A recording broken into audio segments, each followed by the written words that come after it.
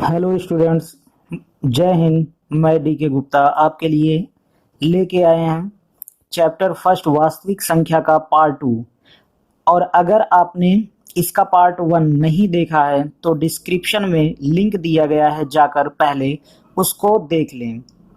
इसमें मैं केवल उन्हीं प्रश्नों को बताऊंगा जो एग्ज़ाम के लिए वेरी वेरी वेरी इम्पॉर्टेंट है। चलिए, इसके पहले पार्ट फर्स्ट में हम क्वेश्चन नंबर 6 आपको दिए थे करने के लिए। अगर आपने कर लिया तो बहुत अच्छी बात है, नहीं कर पाए अगर तो ये आपका उसका सॉल्यूशन दिया गया है कि यहाँ एक समूह में 21 बच्चे, 35 महिलाएं और 49 पुरुष हैं। वे एक होटल में ठहरना चाहते हैं। उनके ठहरने के लिए कम से कम कितने कमरों की आवश्यकता होगी यदि प्रत्येक कमरे में समान संख्या में सदस्य हों, जबकि बच्चे, महिलाएं और पुरुष अलग अलग कमरों में रहें। तो बच्चों, अगर ये क्वेश्चन समझ में आ गया होगा तब तो आप कर ही सकते हैं। नहीं समझ में आया है तो ये आप पहले पार्ट फर्स्ट में जाके देख लें। तो प्रत्येक कमरे में समान संख्या में ठहरने वाले अधिकतम बच्चों की जो संख्या होगी वो इन तीनों के मासा के महत्तम समापवर्त के बराबर होगा। तो इनका मासा अच्छे तरीके से आपको आता भी होगा, नहीं आता है तो पार्ट फर्स्ट में जो है मासा अच्छे तरीके से बताया गया, उसको वहां से देख सकते हैं। तो यहाँ पे ये हो गया, इसका मासा अगर हम निकालेंगे तो 7 आएगा। अब ये अधिकतम बच्चों की संख्या है जो कमरे में ठहर सकते हैं, ठीक ना। तो अब न्यूनतम कमरों की संख्या, आपको न्यूनतम कमरों की संख्या देखनी है। तो क्या करना है, जितने बच्चे थे सबको उनको 7 से भाग दे देंगे, और 35 को 7 से भाग दे देंगे, 49 को 7 से भाग दे देंगे। तो यहाँ पे जो आया वो 21 को 7 से भाग देने पर 3 आ गया, 7 बचे 35, 5 आ गया, और 7 7 49, 7 आ गया। यहाँ पे ऐड कर लेंगे इनको, कितना आ जाएगा 15। इन सब को एडजस्ट करने के लिए 15 कमरों की आवश्यकता पड़ेगी। तो ये आपका पहले वाला क्वेश्चन है। तो ये 15 कमरे इसमें आएंगे। चलते हैं आगे वाले क्वेश्चन पे। आज फिर से वही नए क्वेश्चन के साथ, जो कि एग्जाम के लिए बहुत ही इंपॉर्टेंट है, देखना मत भूलिएगा इसका पार्ट फर्स्ट। तो चलते हैं यहाँ पे 7 नंबर क्वेश्चन पे। कह रहा 5 अंकों की बड़ी से बड़ी संख्या ज्ञात कीजिए जो 35, 56 और 91 से पूर्णतया विभाजित है। तो सबसे पहले कुछ करना नहीं है, आपको करना क्या है कि सब इन तीनों का एलसीएम निकाल लेना है। एलसीएम वही होता है जो न्यूनतम संख्या होती है, न्यूनतम संख्या होती है जो तीनों से जो है, 3 है, 4 है, जितनी भी संख्याएं हैं। तो यहाँ 3 संख्याएं दी गई है तो तीनों से ये विभाजित हो जाएगा। तो सबसे पहले यहाँ बड़ी से बड़ी संख्या निकालनी है, लेकिन सबसे पहले हम एलसीएम निकालेंगे। तो एलसीएम इनका यहाँ पे फैक्टर करके पूरा 35 को 5 सते 35, फिर 7 इक्के 7, इसका हो गया 5 गुणे 7। 56 का पहले 2 से जाएगा 28 बार, फिर 2 से 14 दूना 28, फिर 2 से 2 7 14, 7 इक्के 7। तो इसका ये फैक्टर हो गया।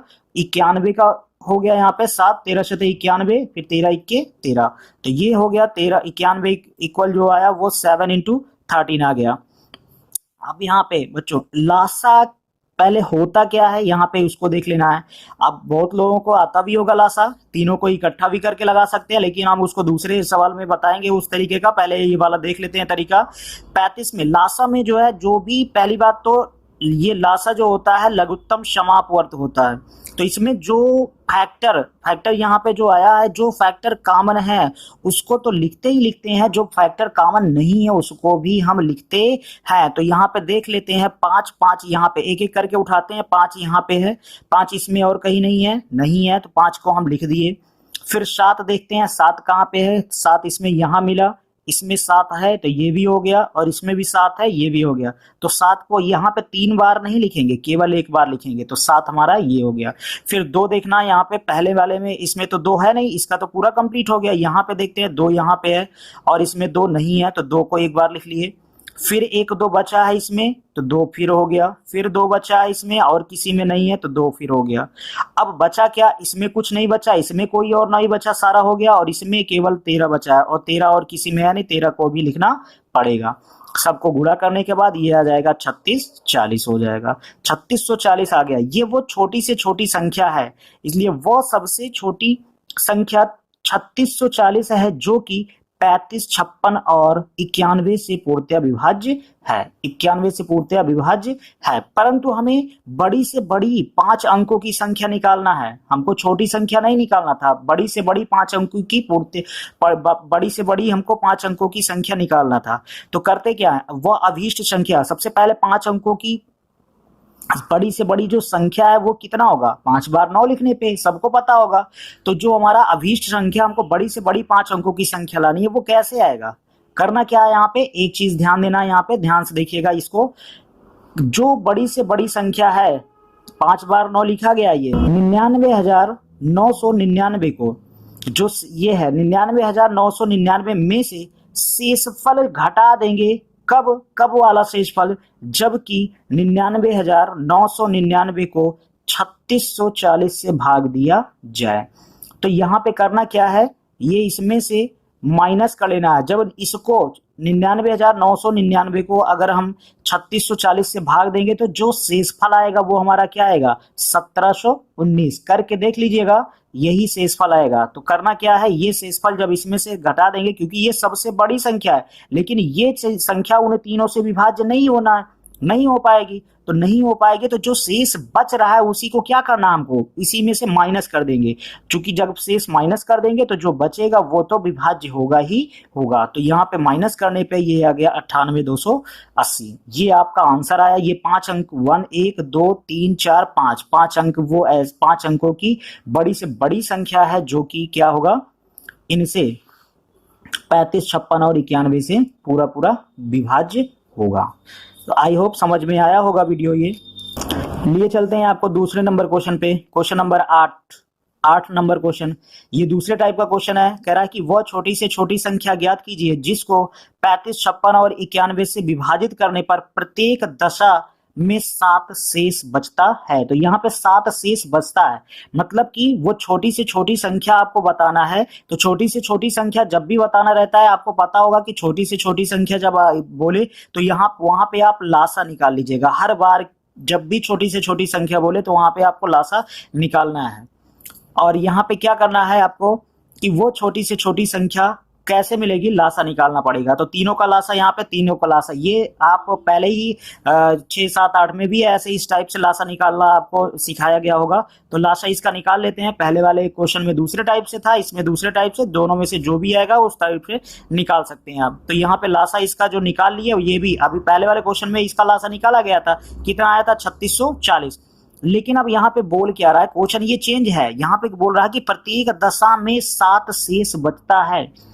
मतलब वो छोटी से छोटी संख्या निकालना है कि अगर 35 से भाग दिया जाए तब भी 7 बच जाए, 56 से भाग दिया जाए तब भी 7 बच जाए, और 91 से भाग दिया जाए तब भी 7 बच जाए। तो परंतु शेष कितना बचता है, 7 बचता है। तो जब शेष 7 बचता है, अतः वह अभीष्ट संख्या क्या करना है, वहां पे 7 क्या कर देना, हमको प्लस कर देना। क्योंकि ये जो संख्या है छोटी से छोटी, ये तो हमारा पूर्णतः कट जा रहा है, लेकिन इससे कम नहीं लाना है। ये कट जा रहा है तो इससे क्या कर देना है, ये बड़ी कर देनी है। वहीं उसी में 7 क्या कर देना, जोड़ देना। 7 जोड़ देंगे तो ये आपका जो कितना आ जाएगा, वो 3647 हो जाएगा। तो ये आपका आंसर हो जाएगा, ये आपका अभीष्ट संख्या हो जाएगा।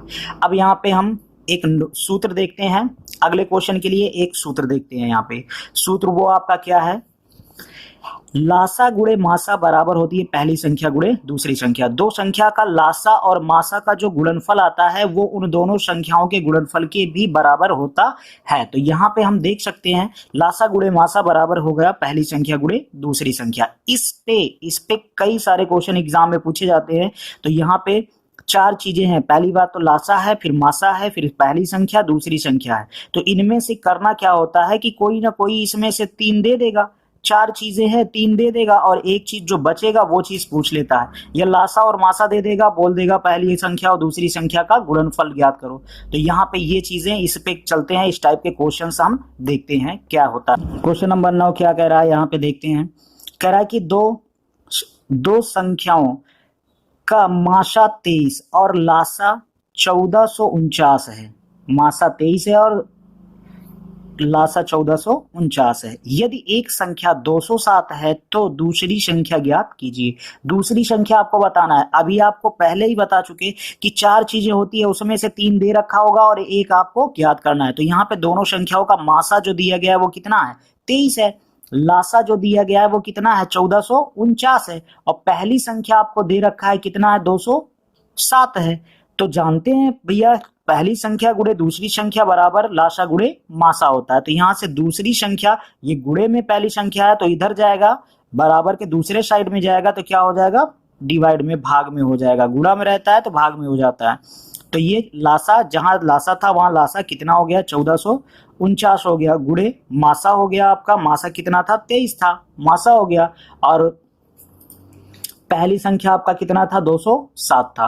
तो लासा यहाँ पे ये काट देंगे इसको, 207 को वो 1449 को 207 से काटेंगे तो ये कितना बच जाएगा आपको, 7 टाइम्स जाएगा, 7 बार जाएगा। तो 7 100 कितना आ जाएगा, ये 161 आ जाएगा।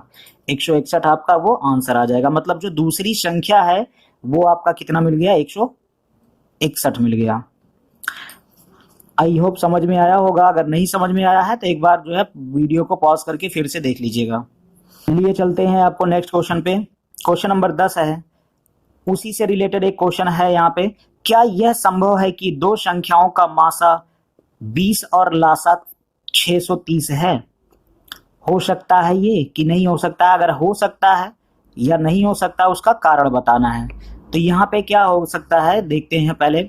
तो सबसे पहले तो हम ध्यान देते हैं कि दो संख्याओं, कोई भी अगर धनपूर्ण संख्याएं हैं तो उनका लासा जो होता है उनके मासा से पूर्णतया क्या होती है, विभाज्य होती है। हमेशा ये कोई भी संख्या है अगर उसका लासा जो है मासा से विभाज्य नहीं हो रही है तो इसका मतलब वो रॉन्ग है, कुछ ना कुछ गड़बड़ी उसमें है। परंतु यहाँ लासा जो है वो कितना है, 630 है। उनकी मासा जो है कितने हैं, 20 है, से पूर्णतया विभाज्य ये नहीं होगी। यहाँ विभाजित करके हमने दिखाया है, देख लीजिए। ये 630 को अगर 20 से भाग देंगे तो ये 0 से 0 कैंसिल हो जाएगा और 63/2 कितना आ जाएगा, 31.5 हो जाएगा, 31.5। तो क्या ये पूर्ण संख्या है? नहीं है। जब ये पूर्ण संख्या नहीं है तो इसका मतलब क्या है, ये अगर पूर्ण संख्या होती टोटल ये विभाजित हो जाता, तब तो ये हमारा क्या था, ऐसा संभव हो सकता था, लेकिन ये विभाजित नहीं है। ये हमारा 31.5 आ रहा है जो कि एक पूर्ण संख्या नहीं है, अतः ये स्थिति संभव नहीं है। समझ में आया होगा तो वीडियो को लाइक कर दीजिएगा भैया। बोलते हैं नया एक क्वेश्चन है जी, उसके लिए पहले हम नोट पढ़ लेते हैं क्या है। फार्मूला अगर समझ में आ जाएगा तब तो क्वेश्चन आप फटाफट लगा ले जाएंगे। और भैया बहुत इंपॉर्टेंट क्वेश्चंस हैं जो करवा रहे हैं, अगर ये आप कर ले जाएंगे सारा तो मुझे नहीं लगता कि कोई भी आपका क्वेश्चन फंसेगा। नोट क्या है आपका, किसी प्राकृतिक संख्या n के लिए a की पावर n, a हमारा कोई भी पूर्णांक है, a की पावर n 0 पर समाप्त होगी। ये तभी होगी यदि एक के अभाज्य गुणनखंड में 2 तथा 5 दोनों होंगे।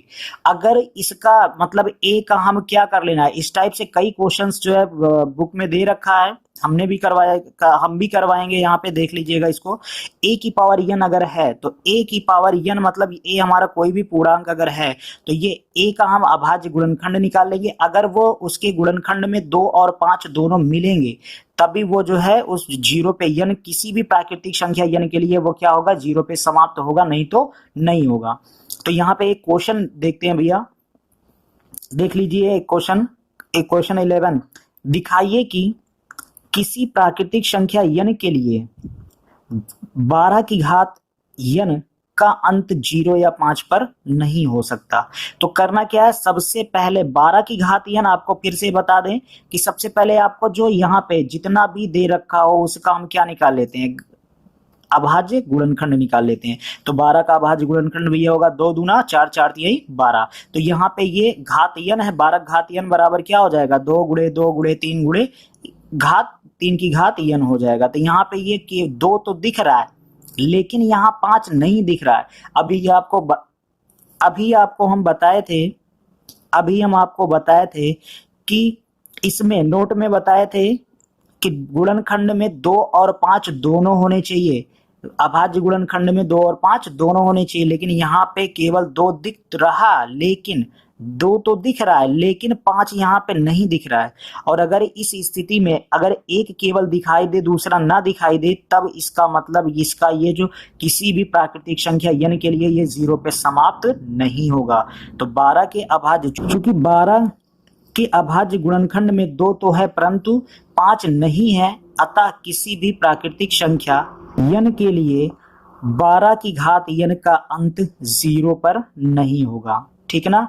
अब यहाँ पे अगर 5 की बात कर ले कि 5 पर नहीं होगा, तो 5 अगर इसमें होगा अब गुणनखंड में तभी 5 से विभाजित होगा, अदरवाइज वो 5 से विभाजित नहीं होगा। तो यहाँ 5 है नहीं, इसलिए 5 से भी विभाजित नहीं होगा। अगर समझ में आया होगा तो 2 यहाँ पे क्वेश्चंस हैं, इसी एक क्वेश्चन में 2 क्वेश्चन हमने करवा रखा है, इसको देख लीजिएगा। यहाँ पे 6 की घात n है, तो 6 की घात n में क्या करना है, जांच कीजिए कि किसी भी प्राकृतिक संख्या n के लिए 6 की घात n या ऐसे केवल 6 की घात n अंक 0 पर समाप्त हो सकता है। ये क्वेश्चन बन सकता है। दूसरा बन सकता है 4 की घात n अंक 0 पर समाप्त हो सकता है। अगर ये समझ में आया होगा आपका क्वेश्चन ये ऊपर वाला, तो ये चीज आप कर सकते हैं। 6 को हम लिख सकते हैं 2 3 6, तो 2 तो मिलेगा लेकिन इसमें 5 नहीं मिलेगा, इसलिए ये भी 0 पे समाप्त नहीं होगा। और 2 दूना 4, यहाँ पे 2 मिलेगा लेकिन फिर यहाँ पे 5 नहीं मिलेगा, इसलिए ये भी समाप्त नहीं होगा। ये आप करिएगा, अगर नहीं समझ में आएगा तो हम आपको क्वेश्चन फिर से करवा देंगे। लिए चलते हैं आपको नए क्वेश्चन की तरफ। यहाँ पे एक नया दूसरा क्वेश्चन है, दूसरे टाइप का, टाइप 2 है। दो हौजों में 735 लीटर और 504 लीटर पानी है। एक बर्तन की महत्तम धारिता क्या होगी जो दोनों हौजों के पानी को तथ्यता संख्यात्मक मान में पूर्णतया माप सके। तो यहाँ पे ये आपका है क्वेश्चन। तो इसको देखते हैं। यहाँ पे एक चीज वर्ड आया है महत्तम धारिता, मतलब जैसे आप दूध लेते होंगे तो देखते होंगे कि अगर आपको 2 लीटर 1.5 लीटर 2.5 लीटर जो भी दूध लेते होंगे आप, तो उसमें देखते होंगे आपका चाहे वो 200 ग्राम का हो चाहे वो आधा लीटर का हो, ठीक ना, या 1 लीटर के पैमाने से वो मापते चले जाते हैं। तो उसकी कितनी बार मापते हैं वो आप काउंट करके पूरा निकाल देते हैं। तो वैसे यहाँ पे होगा। तो लेकिन महत्तम धारिता मतलब बड़ी से बड़ी आपको धारिता निकालनी है कि वो कितना, धारिता मतलब होता है धारण करने की क्षमता। जो आप लीटर में जो है दूध लेने जाते होंगे या पेट्रोल डीजल लेने जाते होंगे, तो वहाँ पे ये यूज होता है। तो यहाँ पे देखिएगा तो क्या होगा, बर्तन की जो महत्तम धारिता होगी वो क्या होगी, मासा के बराबर होगा। इन दोनों संख्याओं के मासा के बराबर होगा। मासा मतलब आप जानते ही होंगे महत्तम समापवर्त, और यहाँ पे आया भी है महत्तम धारिता मतलब बड़ी से बड़ी संख्या। तो क्या करना है आपको, मासा निकालना है। मासा पहले ही हमने पहले वीडियो में बता चुके हैं हम पहले ही। तो सब दोनों में बड़ा कौन है, दोनों में बड़ा कितना है, 735 बड़ा है किससे, 735 बड़ा है 504 से, तो 504 से बड़ा है। तो ये क्या करेंगे, मासा यहाँ पे निकालते चले जाएंगे। मासा तब तक निकालते यहाँ पे तब तक ये प्रोसेस करते जाते हैं जब तक शेषफल आपको 0 ना मिल जाए। शेषफल 0 आ जाएगा तो फिर वही चीज आपको बताएं, चूंकि अंतिम भाजक यहाँ मासा होता है, मासा यहाँ पे अंतिम भाजक क्या है, 21 है। 21 यहाँ पे क्या है, अंतिम भाजक है, इसलिए इसका जो मासा आएगा दोनों का क्या हो जाएगा, 21 हो जाएगा। अतः बर्तन की जो महत्तम धारिता है वो कितनी हो जाएगी, 21 लीटर हो जाएगी। तो ये आपको आई होप वीडियो समझ में आया होगा। चलते हैं नए क्वेश्चन की तरफ। तो सबसे पहले क्वेश्चन लगाने से पहले हम उसके जो है रूल देख लेंगे। यदि परिमेय संख्या जैसे शांत और अशांत, दशमलव प्रसार शांत होगा या दशमलव प्रसार अशांत होगा, ये इस टाइप के क्वेश्चन पूछे जाते हैं। तो सबसे पहले कब शांत होता है और कब अशांत होता है उसको हम अगर अच्छे से समझ जाएंगे तो फिर कभी भी क्वेश्चन आपका रुकेगा नहीं, लग जाएगा फटाफट। तो यहाँ पे देखते हैं इसके रूल, एक अच्छे टाइप से हम रूल अब इसको बता रहे हैं, समझा रहे हैं। अगर समझ में आएगा तो वीडियो जरूर लाइक करिएगा भैया। कह रहा है कि यदि परिमेय संख्या p बाई क्यू के हर का अभाज्य गुणनखंड, हर हमारा q है, q का पहले अभाज्य गुणनखंड देख लीजिएगा बस, और कुछ नहीं करना है। अगर अभाज्य गुणनखंड 2 की घात m और 5 की घात n के रूप का होगा, अर्थात कुछ करना नहीं है आपको, केवल देखना है हर का अभाज्य गुणनखंड देख लेना है। अगर हर के अभाज्य गुणनखंड में केवल 2 दिख जाए, केवल 5 दिख जाए, या 2 और 5 दोनों मिल जाए तो वो क्या हो जाएगा, शांत दशमलव प्रसार का होगा। वो परिमेय संख्या क्या होगा, शांत दशमलव प्रसार का होगा। और अगर ऐसा नहीं मिल रहा है, मतलब कि अगर वहां पे 2 की घात यम और 5 की घात यन के रूप का अगर नहीं है, मतलब 2 और 5 के अलावा अगर कुछ भी मिले आपको, कोई भी नंबर, अर्थात 2 और 5 के अलावा कोई और नंबर भी हो, तो ये क्या करेंगे, वहां पे कोई और संख्या हो तो वो दशमलव प्रसार उसका क्या होगा, अशांत होगा। मतलब आपको कुछ करना नहीं है, केवल और केवल हर का अभाज्य गुणनखंड कर लेना है। अगर कट रहा है तो काट देंगे अंश, और हर में कुछ कट रहा है तो काट देंगे, नहीं तो कुछ नहीं करना है। अगर केवल 2 दिखे तब भी वो शांत होगा, केवल 5 दिखे तब शांत होगा, या 2 और 5 दोनों दिखे, मतलब 2 और 5 के अलावा कुछ दिखना नहीं चाहिए। अगर कुछ अलग दिख गया, कोई भी संख्या, जैसे 3 हुआ 7 हुआ, तो वो अशांत होगा, नहीं तो वो शांत होगा। देखते हैं, चलते हैं एक नए क्वेश्चन पे, इसी से रिलेटेड एक क्वेश्चन पे चलते हैं। कह रहा है बिना लंबी विभाजन प्रक्रिया के बताइए कि निम्न परिमेय संख्याएं शांत दशमलव है या अशांत। तो 4 क्वेश्चन यहाँ पे दिया गया है, चारों हम आपको बताते हैं एक एक करके। पहला है 3/250 दिया गया है यहाँ पे। तो करना क्या है, ऊपर 3 का, ये 3 हो गया, 3 का गुणनखंड करेंगे तो 3 का गुणनखंड करेंगे तो 3 ही आएगा। फिर यहाँ पे वही रहेगा, और 250 का हम गुणनखंड करेंगे तो 2 गुणे 5 गुणे 5 गुणे 5 आएगा। अब अगर ऊपर नीचे कुछ डिलीट हो रहा है, कैंसिल हो रहा है, तो कर देंगे, और अगर नहीं हो रहा है तो कुछ करना नहीं है। इसमें देख लेना है क्या, ये 2 की घात 1 हो गया और 5 3 बार है, 5 की घात 3 हो गया। भैया यहाँ पे फिर से समझाए थे आप, ऊपर एक बार फिर से ध्यान दीजिएगा, केवल 2 दिखेगा तब भी शांत होगा, केवल 5 दिखेगा तब भी शांत होगा, और अगर 2 और 5 दोनों दिखेगा तब भी शांत होगा। 2 और 5 को ही परमिशन है, इसके अलावा और किसी को परमिशन नहीं है। अगर 2 और 5 है तब तो माहौल शांत होगा, अगर कोई और आ जाएगा तो माहौल अशांत हो जाएगा। तो यहाँ पे क्या है, ये 2 और 5 केवल दिखा है, इसलिए ये क्या होगा, शांत होगा। अगला क्वेश्चन यहाँ पे है 5/12 है। 5/12 है तो 5/12 को 5 5 का 5 ही होगा, और 12 को 2 दूना 4 3 12, तो 5/2 की घात 2 और 3 ये हो जाएगा। तो यहाँ पे देखते हैं परमिशन किसको किसको है, 2 और 5 को है। तो 2 यहाँ पे दिखा, लेकिन 5 नहीं है। 5 अगर ना भी होता तब भी चलता, लेकिन यहाँ पे एक और आ गए भैया, 3 आ गए हैं, तो ये माहौल को क्या कर देंगे, अशांत कर देंगे। 2 अगर दिखा तब तो ठीक है भैया, केवल 5 दिखा ठीक है, लेकिन 3 भी आ गया, इसलिए माहौल कैसे हो गया, अशांत। तो ये क्या हो जाएगा, अशांत हो जाएगा। अगला है 13/8। तो 13/8 है यहाँ पे, तो 13/2 दूना 4 दूनी 8, 8 केवल नीचे से ये कुछ कैंसिल नहीं हो रहा, कैंसिल होता तो कर देते, नहीं हो रहा है तो कोई बात नहीं है। यहाँ पे तो 2 दूना 4, केवल 2 ही दिख रहा है भैया, तो केवल 2 दिख रहा है, तो 2 को परमिशन है भैया, माहौल शांत होगा यहाँ पे। तो ये भी क्या हो जाएगा, 5 अगर नहीं है तो 5 की घात 0 लिख सकते हैं इसको, क्योंकि 5 की घात 0, किसी की भी घात अगर 0 है तो वो क्या होता है, 1 होता है। तो ये हो जाएगा 3 की घात 2 की घात 3 गुणे 5 की घात 0, ये 2 और 5 को परमिशन है, तो ये क्या हो जाएगा, शांत हो जाएगा। चलते हैं नए टाइप के क्वेश्चन पे। नोट यहाँ पे पहले उसका टाइप देख लेते हैं, कैसे क्या हो सकता है, क्वेश्चन कैसे आ सकता है। तो लेकिन उसको लगाने से पहले हम पहले उसका मेथड समझ लेते हैं। यदि किसी संख्या का दशमलव प्रसार, जैसे ये संख्याएं दे रखी हैं, देख रहे हैं यहाँ पे संख्याएं दे रखी हैं, दशमलव प्रसार भैया अगर शांत होगा, मतलब कि वो दशमलव प्रसार शांत, शांत का मतलब जानते हैं, दशमलव के बाद जो है संख्याएं गिनी जा सके, मतलब वो शांत चुपचाप बैठ जाए, मतलब कि जितनी संख्या है वो गिना जा सके, तब तो वो शांत होगा, नहीं तो वो अशांत हो जाएगा। तो अगर शांत होगा अगर, तो वो क्या होगा, परिमेय संख्या होगा। तो शांत है तब तो परिमेय फटाफट लिख देंगे, परिमेय संख्या है। लेकिन अशांत अगर होगा, अगर अशांत होगा, दशमलव प्रसार अशांत होगा, तब क्या होगा,